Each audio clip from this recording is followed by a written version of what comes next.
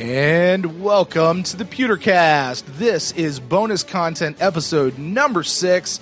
This is going to be a movie review for the movie Concussion. And I just want to welcome everybody to the show. We are live right now on mixler.com/thepewtercast.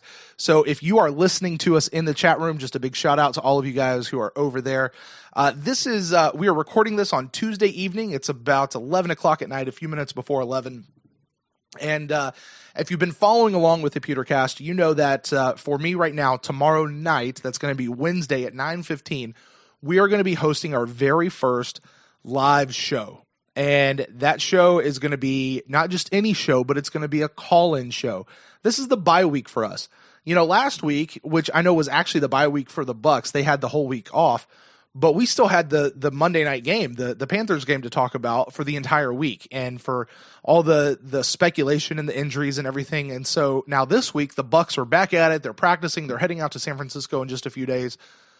But we don't have a game to talk about from this past weekend. So this is a great week for us to break out of the normal mold and try some new things. So we're dropping a bonus content episode this week. But we're also, the highlight of this week is going to be the live call-in show where you, the Pewtercast fans, are going to be able to call into the show. The number is going to be 843-633-BUCKS. That's 843-633-2827.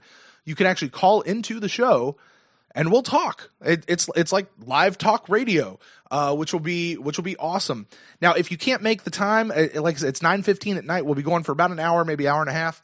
If you can't make that, then you can just do a voice memo on your phone and email it to us at thepewtercast@gmail.com, and we'll make sure that we get that played, providing that it's, good. And we've got time. So we'll definitely do that. So those are two ways you can be a part of the Pewtercast. A lot of you guys have been actually asking me if you can come onto the show, and I love having people on the show. So this is one way that we can get you guys on. And if you ask me really good questions or you have really good things to say, consider your audition. I'll be taking note because I don't have a co-host, not a steady one anyway. But that is enough about all of that information. Right now, we are in the middle of it's just starting a brand new, what is this thing? This is a bonus content episode where we are going to be reviewing the movie Concussion. Now, Concussion came out in December of 2015. I believe it was. Stars Will Smith and Albert Brooks, who is the father from Finding Nemo, which was very weird for me to hear that voice the entire movie. Also, people like Alec Baldwin is in this movie, and a couple of other people. And this being a great week, I think, to talk about it. We just came off the Panthers game. Cam Newton was out in the concussion protocol. We've had a couple of Joe Hawley. Actually, he had to get sidelined for a few plays because they thought he might have a concussion. And he is a center, and actually a center is one of the key roles of this movie, a person who also played center.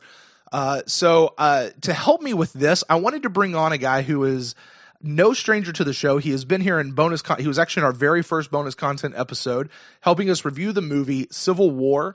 He is from the Insession Film podcast, which is I kind of consider them a little bit of kind of being the spiritual godfather, I think, to the Pewtercast here. But JD Duran of the Insession Film podcast is here with us. JD, how's it going, my friend?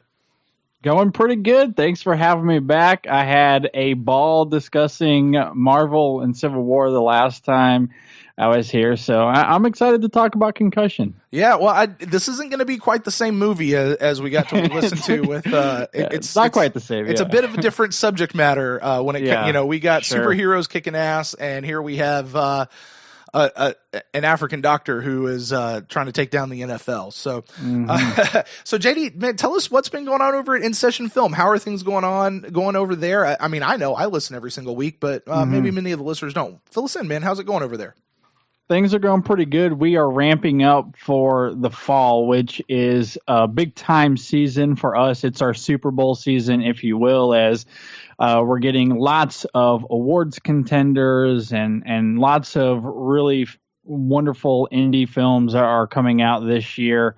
It's just the fall and the winter is always a great time for film, and as the festival circuits are kind of winding down, the general audience will be able to get to see more and more of these films here in the upcoming weeks, which I'm very excited for. So on our show, we're certainly diving into a lot of that and prepping for that. And yeah, things are going pretty good. I love this time of year. Yeah, it's been certainly a fantastic time. Now, JD, I know you guys have done several episodes here recently about movies you're looking forward to. Any movies you just kind of want to throw on the radar of the Pewtercast fans out there as we wind up the end of this year here? We're in this award season.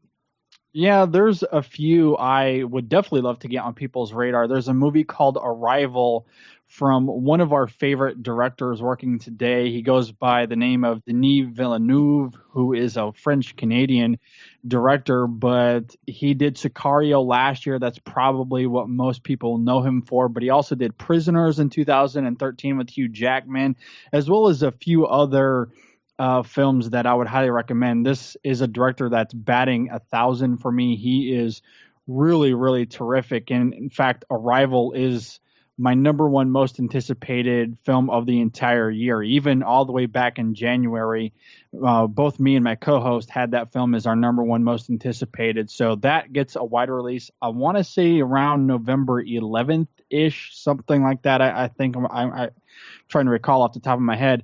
Another film is a movie called La La Land, and this is from director Damien Chazelle, who, who did the movie Whiplash from a few years ago that got a lot of awards love. And then of course there's the one that I'm sure most people will know of, that little Star Wars movie called Rogue One. Yeah. A Star Wars story I think is certainly worth getting ready for. So, and also there's a Disney animated film called Moana that is getting a lot of love too, that I think will surprise a lot of people. That hasn't gotten a ton of marketing like we've seen with some of Disney's previous films.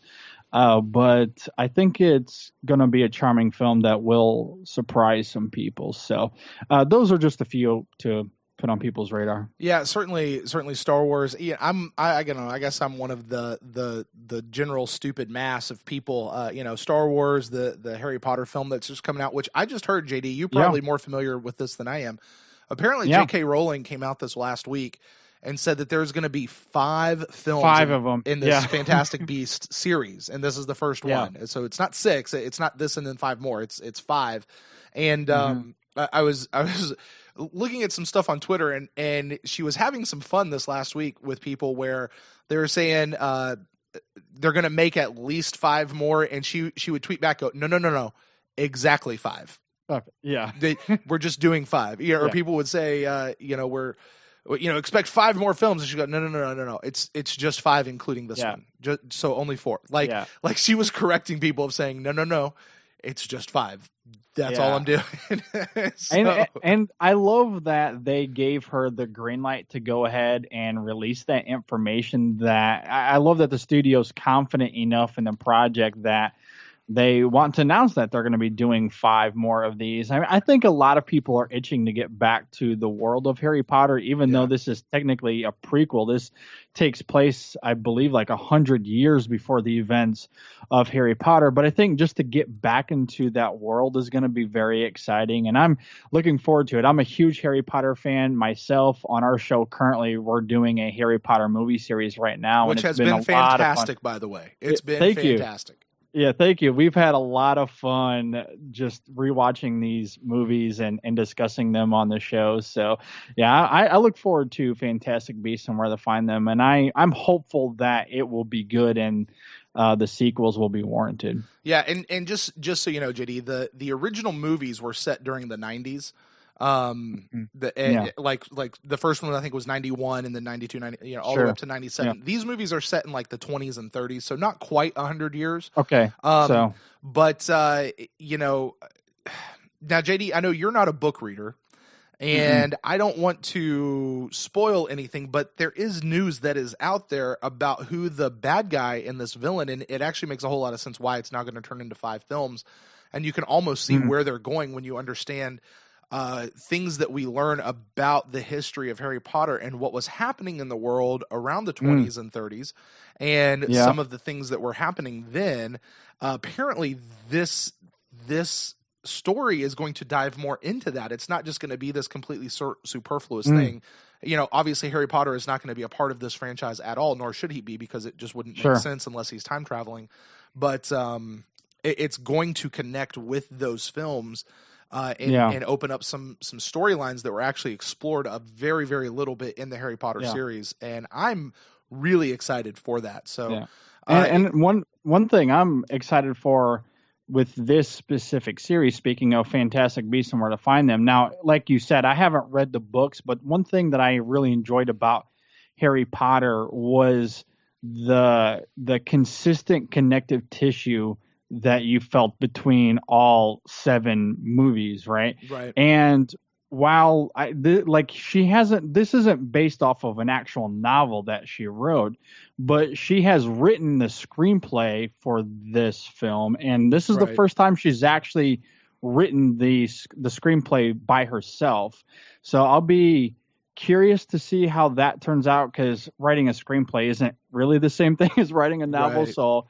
But she knows this world, so it's easy for me to trust the screenplay in her hands, because no one else knows this better than she does. And to be fair, she's had at least oversight of 8 other screenplays as it goes into this world. So she is at least familiar with that process. And I'm sure she's had David Yates and whoever those other guys are, you know, some other noted experienced screenwriters helping her along the way. Much in the same way that what was his name, Jonathan Tiffany, I think, whatever, helped her write the stage play for Cursed Child, which just came out this last summer. So, enough about Harry Potter. We are actually here to talk about a different movie called Concussion. Sorry about that. Hey, man, that's where we... Oh, hey, one more thing, JD. I'm sorry. I want to get back onto Harry Potter for just a sec. You said something when you guys reviewed the second movie of Harry Potter, Chamber of Secrets. Yes. That I got to tell you really got in my crawl. Because I played it forward in my head, and I said, no. And you were talking about the character of Gilderoy Lockhart. And I believe what you were saying, if I understood it right, was you were kind of miffed at the fact that they introduced us to this new character, and they really concluded his storyline in that movie and didn't carry him through. And he could have been this really, you know... he could have been a character that carried through a lot of the films. Am I getting that about right, about the idea of what you were saying as it comes to Gilderoy and how they used him? Well, I think for me, it was really more of execution inside the film more than continuity later on. Gotcha. Yeah, because here's the thing. I cannot stand Gilderoy Lockhart, and if I had to deal with him for 6 other movies, I would have had to put a bullet in my brain. And I will, not in my brain. I probably would have put a bullet in the brain of somebody. And Kenneth Branagh. Now, just to be fair, and I know you've not read the books, but for what was on the page in the books, and I know you review movies, not books, so they're 2 different things. But for what was on the page in the books, he was probably the shining bright spot of that entire movie. For pulling off of the page and putting on the film. And that's what Brennan said. Brennan certainly made note of that in the review. Right.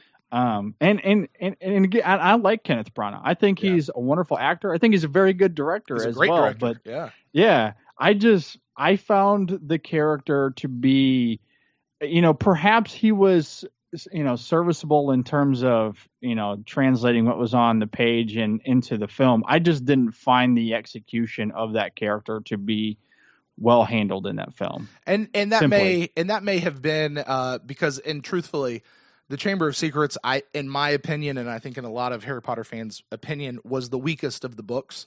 It was the one with the least connective tissue to the rest of the films. Even though it did kind of surface a little bit later, it was just kind of, it was its own little adventure inside the seven series thing, and it had a few little things that connected. So that may have been it. But anyway, okay, let's get off Harry Potter for now. We're talking about Concussion. Now, Concussion is a movie, for those of you who may not have seen it. By the way, this is, we are not going to be a spoiler-free review. So if you've not seen the movie, Actually, I think it's really okay. You can pause this. Go watch the movie. It's fine. Go do it. It's 2 hours and about 6 minutes or so, somewhere around there. Go watch the movie. But I think if you've seen any of the previews, you know how this movie goes. And if you're familiar with the NFL, and if you're listening to this podcast, the Pewtercast, which is an unofficial Tampa Bay Buccaneers podcast, you're probably familiar with things like the concussion protocol that we now have and we've been living with for the last couple of years. And honestly, after watching this movie, I can say thank God for it, because of what concussions can actually mean and go through. And in this movie, it's based in the early 2000s by a neuropathologist from Africa who is here in America. He's in the Pittsburgh area, and he diagnoses a new disease of former NFL players, but you can only do it post-mortem. Like, you can only diagnose this after they've died because you have to cut open their brain and look at it under a microscope. And it really unveiled this look at what brain injuries how brain injuries can occur in the NFL, and just how devastating they can actually be to these players who are playing a game, honestly, for us. Like, they love the game. We love the game. They earn a lot of money. We pay a lot of money to watch this game, and it can have some serious consequences if it's not handled properly. And the movie, as it goes through its course, there's a love story that's in there, and then the doctor kind of comes up against the NFL, and the NFL as an organization, as this kind of monster corporation, tries to shut him down, and they try to pretend like this stuff isn't real, so to speak. And as more and more bad things happen to former NFL players, the NFL is forced to face it. It just kind of brings out the story of what concussions can do to NFL players. JD, do you feel like that's a fair recap of the movie without going into scene by scene recap? Yeah, I think that's a pretty fair recap. And, I think before I get to the CTE portion of what this film talks about, I kind of want to talk about the film as a film first. Yeah. And with this being a football podcast, I'll, I guess, use the analogy of football, because the best way I can describe this movie, it's like a wide receiver that runs a simple post pattern and catches the ball downfield for like 15 yards. There's nothing flashy about that play. It's by the book. It's a play that you'll see 1,000 times, but it's effective. And if you do that enough times, you'll eventually score a touchdown. And I think that's the movie Concussion. This isn't anything flashy. It is by the book. It's a formula that we've seen, but I do think it's ultimately effective in what it's trying to say and getting its message across. That it gets the fundamentals right, and that's what I appreciate about the craftsmanship behind this film. It knows who the audience is. It calculates its moves very well. It keeps things rather simple, and it executes all of that with a lot of heart. And it doesn't hurt when you have a star player who is very reliable like Will Smith. And I do think Will Smith is very good in this film. He brings out a lot of urgency in his character, a lot of passion, a lot of love. I love how this movie depicts how Dr. Bennett Omalu.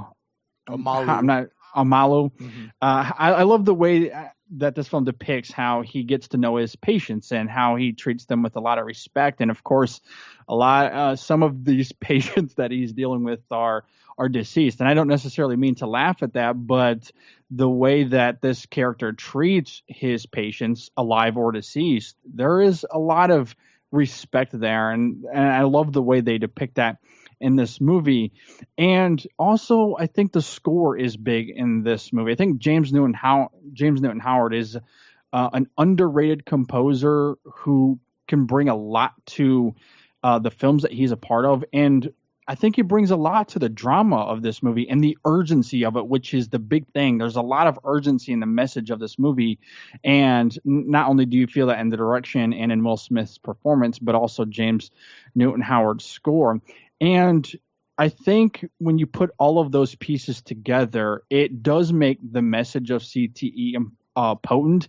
And additionally to that, there's an element to this film where they don't make football out to be the enemy. That is so crucial in this film working. Mm-hmm. The antagonist of this film is the NFL, specifically the NFL, and trying to cover up this whole notion of CTE, right? Right. But the movie does not demonize the game. In fact, there are elements and dialogue in this film where it talks about how football is a game of grace. It's one of toughness and teamwork and camaraderie, Right. and how that can translate to, lessons people can learn in real life. I mean, sports in general is great for that, and I think this film highlights that very well.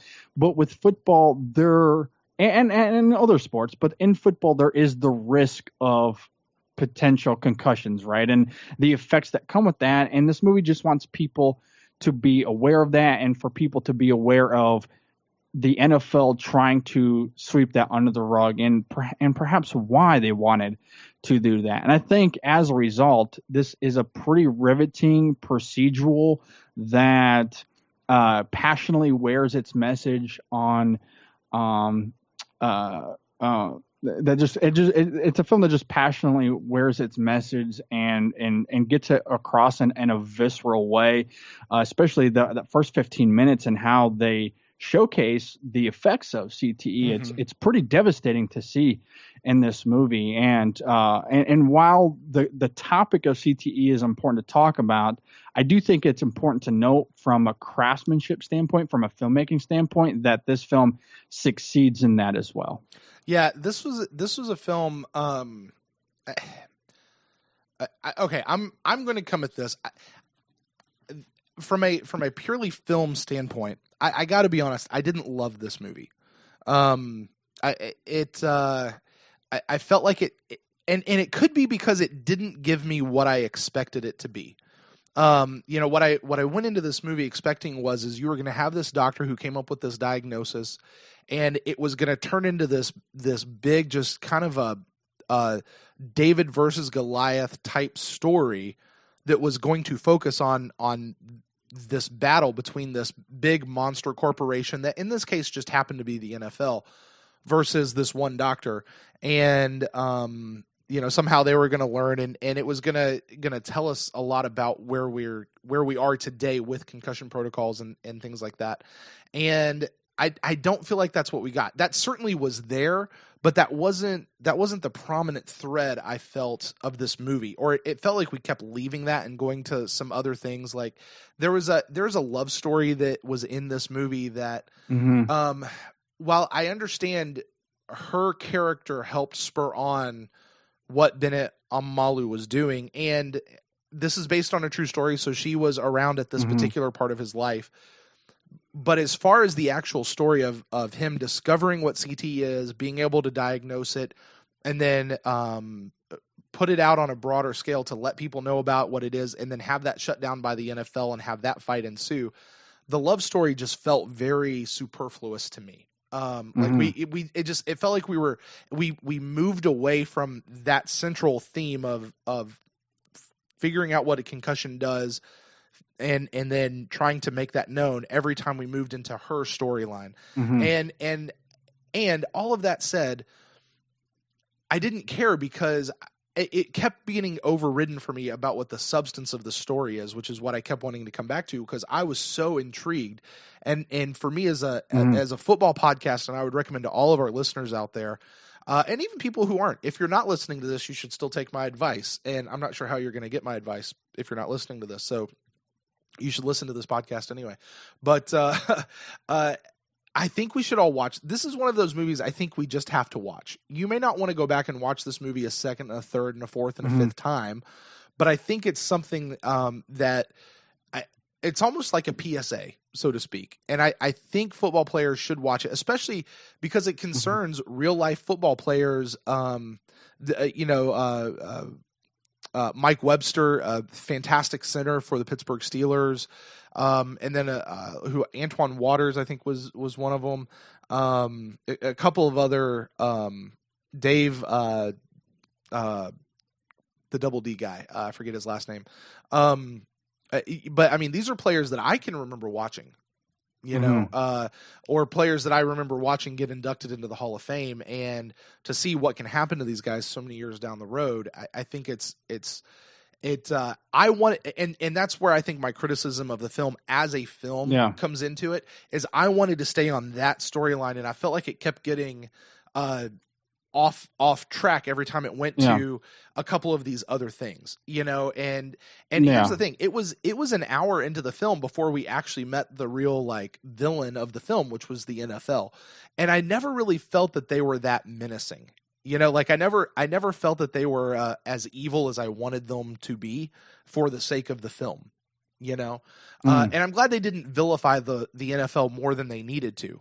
Because we are fans of the NFL, you know, Sure. But yeah, I had some issues with the film itself, but I was okay with that in light of the substance of what we were getting. Well, I will agree and disagree with you slightly. I was able to feel the villainization of the NFL pretty early on, although I do agree that it gets more heavy near the third act of the film. And there's no doubt this is a flawed movie. I don't want to make it sound like this is an amazing film, because as a film critic, you have to look at what this film is doing in terms of everything, right? And there's no doubt that this narrative especially is very flawed. The movie demonizes the NFL without giving the NFL much representation, which is problematic. That is I true. think all of the personal story with Dr. Omalu is very flat and contrived. I agree that the romance element did not really need to be here. I think you could motivate the Omalu character without having to have all of that, and especially the elements with Omalu's wife and these elements of paranoia that we see in the third act. All of that is out of place. None of that really needed to be here. Essentially, what I was getting at with this film overall is I feel like the film does a great job fundamentally of giving us the details on CTE, some of the background, how it's devastated some of these players, and how finding all of this and what Omalu had to go through in order to really reveal the truth. He had to go through a lot. He was fighting an uphill battle, and it's interesting to me how this isn't even American. This is an African immigrant who finds this, and people, you know, and this is such a big deal, but yet people are wanting to suppress it. And I feel like, and I feel like the heart of the movie surrounding that was good enough. So while the movie does distract us with all these other things, I feel like the Omalu character is grounded enough. I think Will Smith is actually very good in this movie. I would go as far as to say this is one of his better performances I've ever seen from him. I think he really goes for it, and it shows in this movie. And then when you add on these notions of fighting through adversity and what that means for this character as he's tackling this giant corporation who is trying to do nothing but suppress him the whole time, I feel like that part of the movie was solid in its craftsmanship and in its heart, that the movie resonates overall. But I agree with you that it certainly suffers from the biopic formula that you see over and over again. We talk about that on our show all the time. Whenever biopics come out, you have to put an asterisk next to these films, because when you try to explore a person's life, you can't nail everything. And this film falls into that trap in some significant ways. However, I think they get the heart of the movie right, and that's what mattered for me. Yeah, no, I wholly agree. And again, that's what I was saying, is any problems that I have with this movie, whether it's the script or the pacing or honestly just parts of the movie that didn't need to be there, that they could have taken some literary freedom with. I don't know what you say. I don't know what you call that in the movie world. Things that they could have changed just for the sake of the movie, but still stay true to the heart of the story. For me, it was overridden. I was okay with that because of the substance of what we got out of the story. Like one of the things that, and I made a note here that, the NFL, instead of being truly villainous, they came across as more just burying their heads in the sand. Even their physicians and their doctors who were saying that no, head injuries don't have long-term issues. These guys just are they either have early onset Alzheimer's, or they're bipolar, or they're depressed, or whatever. And that had nothing to do with what we were doing here in the NFL. That was more just, like I said, sticking their heads in the sand. They just weren't looking at the evidence or looking at deep at it. And it was the easy diagnosis, because that's certainly what it looked like, Yeah. I think that's fair. And I think one could argue that burying your head in the sand is a way of villainizing the NFL. Sure. Either way, they were not progressive in the manner, even though the evidence and the science was there, they were trying to cover it up. They were more concerned about money than accountability. And I think that still rings true, no matter how aggressive they were in either burying their heads in the sand or, actively trying to cover it up. Either way, they were ignoring the issue, and they were trying to suppress Omalu's voice on some level. And sure and I know that this film is somewhat restricted because the NFL did fight this movie, and because of that, there were some things that were cut on, in the editing room floor. There are reports about the studio having to drop a lot of scenes that featured Goodell himself. And so the character of Roger Goodell is only in this film like one time, and he was supposed to have a lot more significant scenes. So a lot of the quote unquote demonizing of the NFL, it may be lacking for some audiences because the NFL fought it. They were, again, trying to suppress the voice of, in this case, the film and what it was trying to say. And maybe that's somewhat what you're feeling, because I agree. And I knew that going into the film, so perhaps I didn't, that didn't bother me as much, but that was certainly evident, I think, on some level. Yeah. I didn't know that. I didn't know that was, I didn't know that the NFL had actually fought the movie and that they suppressed some of the scenes, and they are certainly a big enough entity. I could see them doing that, though, especially knowing how Roger Goodell acts as the NFL commissioner. And I got to be honest, the last note that I made in this movie as I was watching it was, I do not understand how Roger Goodell is still the commissioner after all of this. How he and the commissioner before him, Paul, I can never say his name right. My autocorrect spells it tailgoob. But how they have not actually been brought up on charges over some of this stuff. I don't get it. And it's I don't know. It's an interesting. It's an interesting thing. I know there's a lot of football fans who are not fans of Roger Goodell. Especially every year when he walks out at the draft to announce that first pick, he gets booed quite a bit. He really does, and it's an interesting. It's interesting to me that they really still haven't been brought up on charges, and it is good. I should at least give credit where credit is due. It is good that the NFL is taking active steps, and they are, there are things like teams can't change their helmets because helmets have to be specially designed and regulated to help prevent concussions. So you can't just go to a throwback helmet all of a sudden.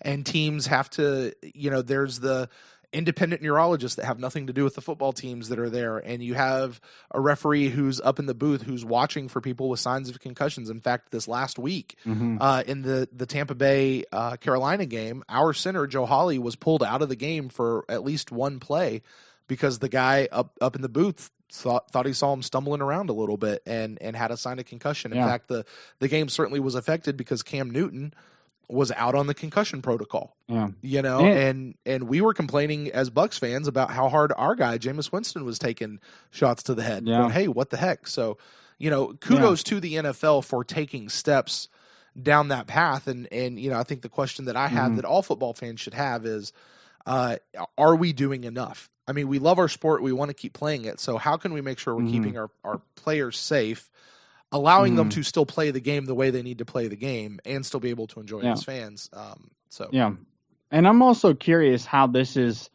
going to affect players. So I'm a Detroit Lions fan, and this movie came out in December of last year, as you were saying, Brent. But 2 months after this movie was released, Calvin Johnson announces that he's retiring from the NFL out of the blue. Right. Totally out of the blue, is like, I'm done. I've had 10 years. That's a good run. And I'm not saying that this movie was the reason that he retired all of a sudden, but I wonder if the information and, you know, and how this was able to provoke people to go and learn more about CTE, if that had any sort of effect on him going, you know what, this is a problem that a lot of players deal with. I've been in the league for a while. I'm just going to call it quits. And not just with Calvin Johnson, but are other players having the same effect because of this film? I don't know what the answer to that is, obviously, but I'd be curious to hear more testimony from players on how this film maybe impacted them. Yeah, and you know, not just current players, but also former players, because it's the former players now who are having to deal with the after effects of this stuff. You know, because apparently it's one of those things that it takes years to manifest. And like I said, you can't diagnose it until you're in a post-mortem state. You know, you've already died. So, you know, the only thing we can do is try to prevent it at this point. And I would dare say there's still a lot that we don't know about CTE. CTE, by the way, I don't know that we've said it yet here. CTE stands for chronic traumatic encephalopathy, which the way that it was illustrated in the movie was Will Smith, I think, had a hard-boiled egg that was peeled, and it was in a little bit of water in a mason jar. And he just said, you know, the brain does not contact the skull. It's surrounded by this liquid. But what happens when you start shaking the jar, you know, and the egg or whatever it was that was in there, you know, actually started hitting up against the jar. And he said that's basically what's happening is how he described it. So that's what CTE is for anybody who may not be familiar with that term, as you've heard us reference it a few times. Yeah. And I feel like the movie does a good job, as you were saying, of depicting and bringing clarity to what it is and how it affects these players. And then we also see certain players in this film, former players, make some pretty drastic decisions that is pretty heartbreaking. I do think the movie does a good job of presenting the stakes involved and why it matters for us to pay attention. And again, I feel like as far as getting the heart of the matter right, the movie does a good job with that. It's not, you know, the film itself isn't going to blow anyone away, but I think in terms of, you know, viscerally drawing a response out of you, especially if you play or have family members that play sports, I think your eyebrows will be peaked a little bit. And again, I think the film is worth watching just for Will Smith alone. I think he's really quite terrific. So as a fan of film, you gotta love that anyway. Yeah, I just on a film review critic, I think this might be Will Smith's best biopic performance since he did Ali. If that makes sense. You know, in terms of him imitating somebody else, I think this might be his best performance. And to try to do that with an accent, you know, we've seen people who have to force accents and not do it well. And, you know, I thought he did it, you know, everything that you would imagine what a doctor who grew up in, I want to say it was Uganda. I might be wrong. You know, but some village whose father was the chief of the tribe. Like you just can imagine where this kid grew up, you know, maybe growing up in a World Vision or a Compassion type situation, and he is now a doctor several times over with several degrees. And he's really come in and made something out of him, and he's really he's one of the most mild, meek, humble, respectful people that you think you would ever meet, Sure. And Will Smith, I thought he played that role very convincingly, and so I was having a thought of going, this was the Fresh Prince of Bel-Air. Like I had to remind myself, that's who this guy was. And to kind of see where he's coming all this time. So I thought that was, and one other thing too, because you just referenced it a minute ago, talking about some of the decisions that some of these former players had made.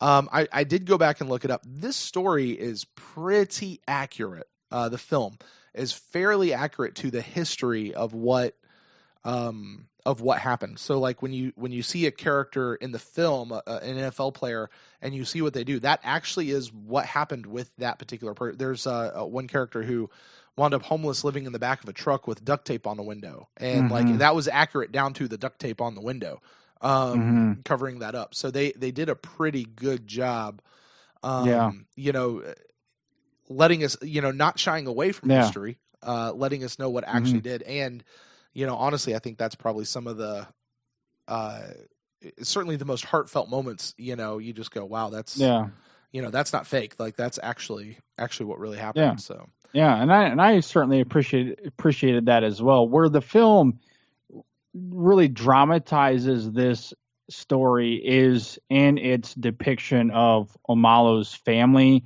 and some of his personal life, like the whole paranoia aspect with his wife. Like a lot of that was made up for the fact of drama, sure, or for the sense of drama. But everything else, I agree with you. At least based off of what I read, that it was pretty accurate in terms of at least getting the facts right, and of course, and his exploration of finding CTE and what that meant going forward. All of that is pretty straightforward. So. Yeah, no, I think that's and that's certainly what I meant. The facts of the case are what they are. Why certain characters did different things. It's still a movie. You still have to have a narrative that moves it forward and distills it down into about 2 hours. So, well, man, as we kind of wrap up here, do you have any final thoughts on the movie and what is it? Well, let's kind of switch over into the idea of what does this movie mean for us? Because you're a Lions fan, we're Tampa Bay fans here on this podcast, which means we can certainly relate to each other on a lot of levels. Sure. But just as football fans in general, what should we be taking out of this movie? You think what should we do with this information? And any final thoughts on the movie as we kind of close out here? Yeah, well, for me, I feel like when you get films like this, because there are always going to be movies that have some sort of angle, right, and some sort of message that it's trying to get across. Now, whether the film does it perfectly or not is somewhat irrelevant in terms of getting the conversation going. I would argue the same thing with Nate Parker's The Birth of a Nation this year, which is a very flawed film, but in terms of starting the conversation and getting that going in the right direction, I think that film succeeds in spades. And I would say it's the same thing for this movie as far as getting the conversation going about CTE and, what can we do as a society, as, fathers and mothers who have kids playing. We obviously need to treat this seriously going forward. So how can we do it in the best way possible? And I feel like this movie at least succeeds in that manner. And one of the biggest takeaways for me is not only getting that conversation started, but going back to something I said in my initial thoughts, I think it's important that we keep in mind that this movie isn't demonizing football or demonizing sports in general, because sports are a great thing, not just for entertainment, but growing up playing sports, you learn a lot of valuable lessons about teamwork and camaraderie and toughness and, overcoming obstacles, all of that is great. And I don't think that we should take that away from young people in any way, shape, or form. But at the same time, we do need to keep them safe. So where can we bridge the gap of those two things? And I think that's the main takeaway for this film for me is, let's keep sports in our culture because they are important. But I don't want my son growing up and being a crazy fool by the time he's age 22. You know what I mean? So let's continue that conversation. Where can we move forward in that? I think this film certainly succeeds in provoking that. Yeah, I think as far as kind of what the responsibility of fans are, what we should take out of this movie. I tell you what, I don't know that I can say that here's what we should do as a fan base, as much as I can just say here's what it's elicited in me, which is I want to know more about the concussion protocol that we've now enacted. Because here's what I know about the concussion protocol. Somebody sees somebody kind of wobbling around out there. They go back, there's an independent neurologist who checks them out, and they either clear them or they don't. And then they go into this protocol, which may keep them out of the game for a handful of weeks. And they've got to clear some sort of tiered system. I'd love to know more details about what that actually entails.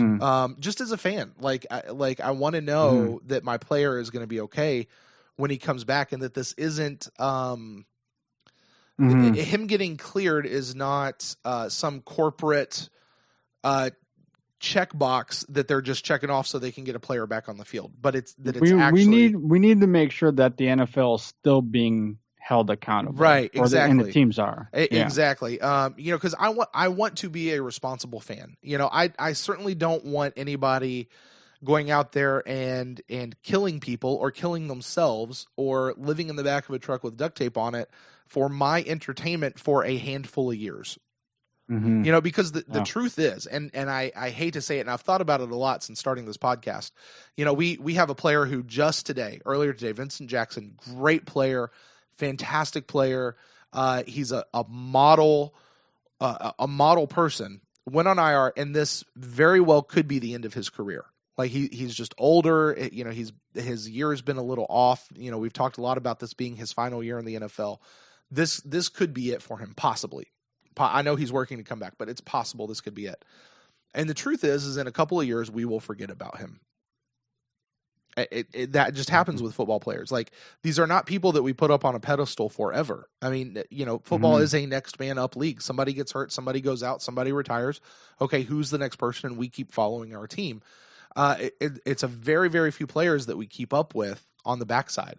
And that's just the reality. So these players are out there doing that for us and for themselves, because they certainly like the game and I'm sure they like the paychecks that they get as well. But they're out there doing that. But ultimately, it's for us as fans, and we're going to forget who they are in just a few years. We're going to not keep up with them. It just happens. It's how it works. And don't you just love? I don't know if this translates to real life or not, but don't you just love the depiction of Dr. Omalu in this film as it relates to that?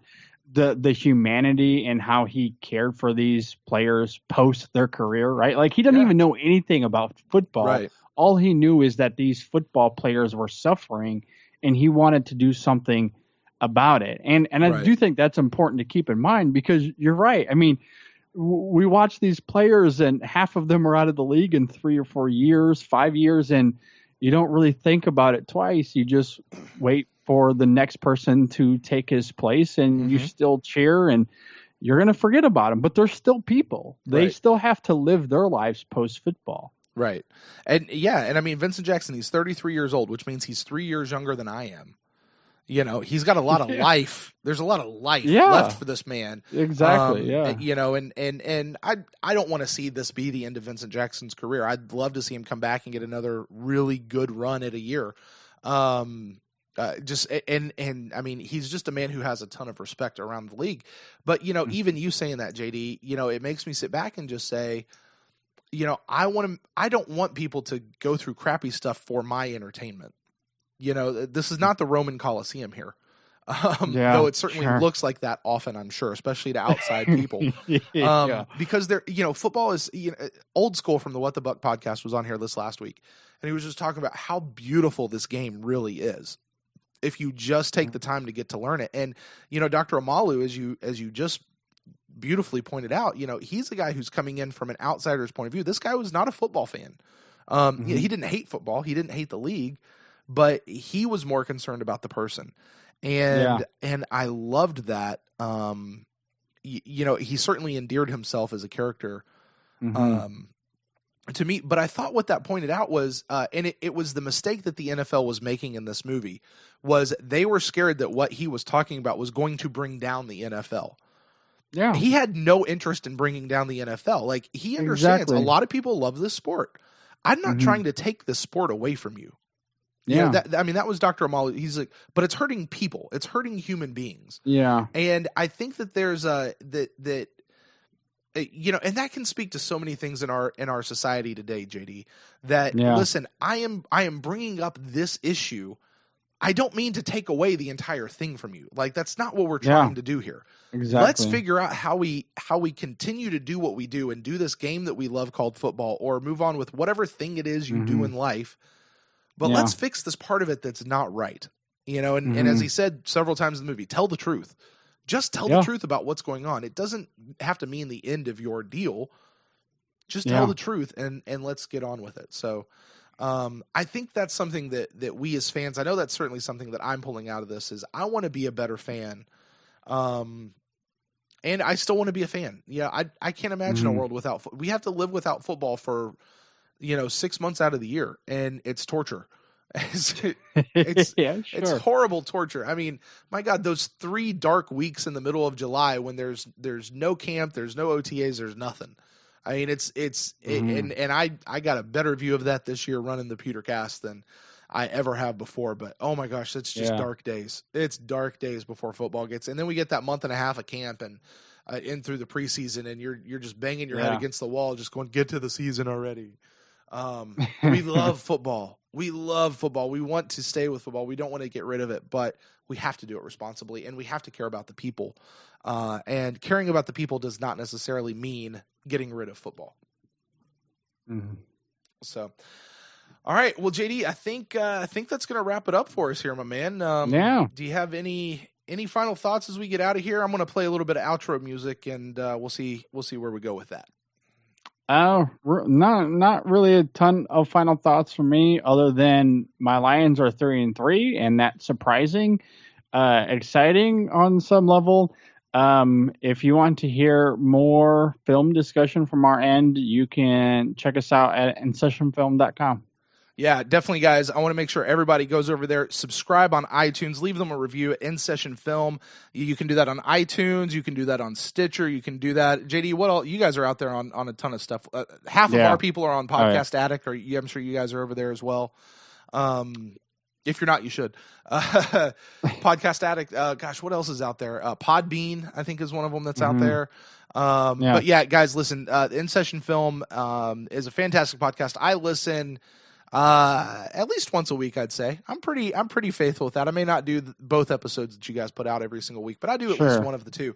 They always have great music out there. I am a supporter and a fan of their show, and like I say, you will definitely hear some stuff. Well, PewterCast fans, be on the lookout. Like I said, tomorrow starting at 9:15. Actually, by the time you hear this, it'll be tonight, Wednesday, October the 19th at 9:15. We're going to have the first ever bi-week live call-in show. And it's only going to be successful if you guys actually call in and talk to us. We can talk about anything you want as long as it's Bucks related. Please keep in mind we are a PG-13 show, so leave the language at home. But we'll come on in. We'll talk about it. The number for that is going to be 843-633-BUCKS. That's 843-633-2827, or you can record a voice memo and email it into us at thepewtercast@gmail.com. Of course, you can always hit us up on Twitter at thepewtercast or on facebook.com/thepewtercast. We'd love to interact with you there. So until next time, until tomorrow, until later on tonight, whenever you're listening to this, go Bucks.